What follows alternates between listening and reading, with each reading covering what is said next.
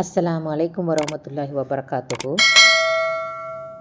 நேற்று இருந்த பதிவில் படிப்பினையை பற்றி கேட்டிருந்தேன். படிப்பினை என்னென்னா, யார் தவறே செய்திருந்தாலும் அந்த தவறை ஏற்றுக்கிட்டு மன்னிப்பு கேட்கணுங்கிற தருவாயில் வரும்போது அல்லாஹ் சுப்ஹானஹு வ தஆலா அந்த மன்னிப்பை ஏற்றுக்கொள்வான் இன்ஷா அல்லாஹ். இன்றைக்கி நம்ம பார்க்கக்கூடிய பதிவு குர்ஆனை ஓதுறதோட சிறப்பு. இப்போ குர்ஆன் ஒரே நாளில் அப்படியே நம்ம கைக்கு வரல. குர்ஆன்கிறது என்னது? அல்லாஹ் மொழிந்த வார்த்தை. அல்லாஹ் நேரடியாக ஜிப்ரீல் அலைஹிஸ்ஸலாத்தில் சொல்லி ஜிப்ரீல் அலைஹிஸ்ஸலாம் நபி ஸல்லல்லாஹு அலைஹி வஸல்லத்துக்கு கற்றுக் கொடுத்து அதன் மூலம் நமக்கு வந்த தொகுப்பு தான் இந்த குர்ஆன் அப்படிங்கிறது. இப்போ இந்த குர்ஆனை நம்ம ஏன் ஓதணும்? இதில் என்ன சிறப்பு? ஏன் இந்த ரமலானில் அதிகமாக ஓதணும்னா, ரமலானில் தான் குர்ஆன் அதிகமாக இறக்கி அருளப்பட்டது. எல்லா நாளும் ஓதணும். பட் இப்போ ரமலானில் எப்போ ஓதுறதை விட அதிகமாக நம்ம ஓதணும். இப்போ ஒரு விஷயத்தை நம்ம செய்கிறோம். அந்த விஷயத்தில் நமக்கு எப்போ ஒரு ஆர்வம் வரும்?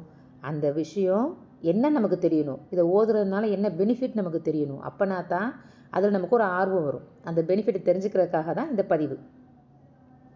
மறுமையில் யாருமே நமக்கு சிபாரிசு செய்ய மாட்டாங்க. நபி ஸல்லல்லாஹு அலைஹி வஸல்லம் சிபாரிசு செய்வாங்க. அதுக்கு ஒரு சில கேட்டகரி இருக்குது. நம்மளுடைய நெருங்கிய தோழர்கள் நமக்கு சிபாரிசு செய்வாங்க. அதுக்கு சில கேட்டகரி இருக்குது.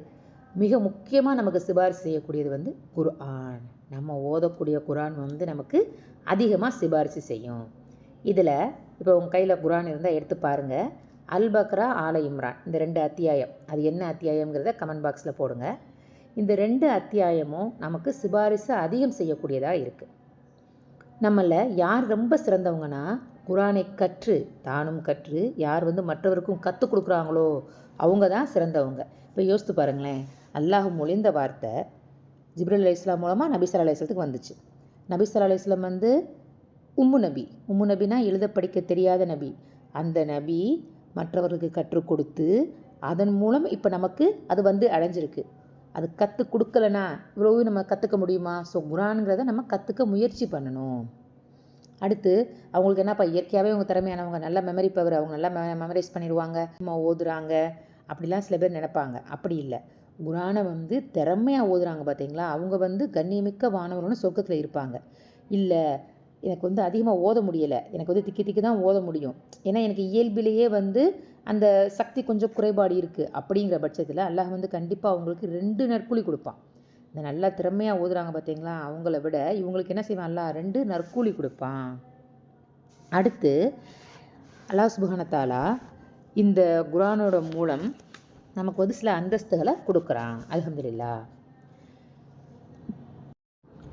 அடுத்து எவ்வளோ நன்மை கிடைக்கும்? நன்மை சொல்கிறீங்களேப்பா, எவ்வளோப்பா நன்மை கிடைக்கும்? அலிஃப் லாம் மீம் அப்படிங்கிறது ஒரு வார்த்தையா இல்லை ஒரு எழுத்தா?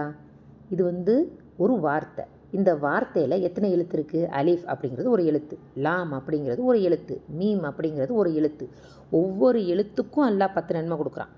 ஒவ்வொரு எழுத்துக்கும் ஒரு 10 நன்மை. இப்போ நம்ம அலிஃப் லாம் மீம் அப்படி ஓதுனோம்னா நமக்கு எத்தனை நன்மை ஆயிடுது? 30 நன்மை. மாஷா அல்லாஹ். இந்த குர்ஆனில் எத்தனை எழுத்துக்கள் உள்ளன. இதை நம்ம டெய்லி ஓதுகிறோம். ஒரு குர்ஆன் மட்டும் ஓதலை. இன்ஷா அல்லாஹ் நியத்து வைப்போம், இந்த ரமலானில் அதிக குர்ஆனை ஓதணும். அல்ஹம்துலில்லாஹ். அல்லாஹ் எல்லாருக்கும் டயத்தில் பரக்கத்தை கொடுப்பா இன்ஷா அல்லாஹ். நல்ல துவா செஞ்சுட்டு அதோட பெனிஃபிட்டை அறிஞ்சு நிறையா குர்ஆன் ஓத முடியும் இன்ஷா அல்லாஹ். அதுக்கு என்ன பண்ணலாம்னா, ஒவ்வொரு வக்து முடியுது பார்த்தீங்களா, ஒவ்வொரு வக்து முடியும் போது கொஞ்சம் பேஜஸாக ஓதலாம். இஃப்தார் சமயத்தில் உட்காந்து ஒரு 4 பேஜஸ் ஓதலாம். சஹர் வச்சுட்டு ஓதலாம். லொஹர், அசர் ஒவ்வொரு வக்துலையும் இன்ஷா அல்லாஹ். இந்த நோம்பில் லுஹா தொழுகலாம், ஏன்னா நமக்கு மதியம் சமைக்கிற வேலை இல்லை. இந்த மாதிரி நம்மளோட அமல்களை எப்படி அதிகப்படுத்துறது அப்படிங்கிறத யோசித்து நம்மளோட வேலை பளுவிற்கு தகுந்த மாதிரி யோசித்து நீங்கள் டைம் போட்டிங்கன்னா கண்டிப்பாக இன்ஷா அல்லாஹ் நிறையா பண்ண முடியும். இதில் அடுத்து பாலடைந்த வீடு. யார் வீடுப்பா பாலடைந்த வீடு அப்படின்னா, யாருடைய உள்ளத்தில் குர்ஆனில் சிறிதளவு கூட மனனம் இல்லையோ அவங்க தான் அவங்களோட வீடு, அவங்களோட இதயம் பாலடைந்த வீடுன்னு சொல்கிறாங்க. இப்போ இதில் அல்ஹம்துலில்லாஹ் நமக்கு அல்ஹம்து சூரா தெரியும், குல்ஹுல்லா சூரா தெரியும், குலூது பிரபில் ஃபலக் தெரியும். சின்ன சின்ன நம்ம எல்லாருமே அல்ஹம்துலில்லாஹ் அல்லாஹ்வுடைய உதவி கொண்டு மனனம் செஞ்சுருக்கோம். அதனால் அல்ஹம்துலில்லாஹ் நம்மளுடைய வீடை அல்லாஹ், நம்மளுடைய இதயமான வீடை அல்லாஹ் சிறந்ததாகி தரட்டும் இன்ஷா அல்லாஹ் தஆலா. அடுத்து நமக்கு இன்ஷா அல்லாஹ் நம்ம எல்லாருமே கண்டிப்பாக சொர்க்கத்துக்கு சொந்தக்காரர்கள். எப்படி?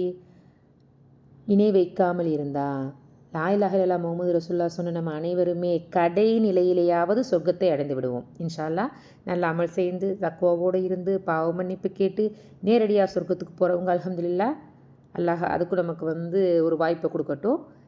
இன்ஷா அல்லாஹ் கடை நிலையில் தவறே செஞ்சிருந்தாலும் நரகத்துக்கே போனாலும் நவுது பில்லாஹி மின்ஹா கடை நிலையிலேயாவது அல்லாஹ் நம்மளை சொர்க்கத்துக்கு ஆக்கி வைப்பான். ஏன்னா நம்ம லா இலாஹ இல்லல்லாஹ் முஹம்மது ரசூலுல்லாஹ் சொன்ன உம்மத் அல்ஹம்துலில்லாஹ். அது மாதிரி நபி ஸல்லல்லாஹு அலைஹி வஸல்லத்தோட உம்மத்து தான் அதிகமாக சொர்க்கத்துக்கு போகக்கூடியவங்களாக இருப்போம் இன்ஷா அல்லாஹ்.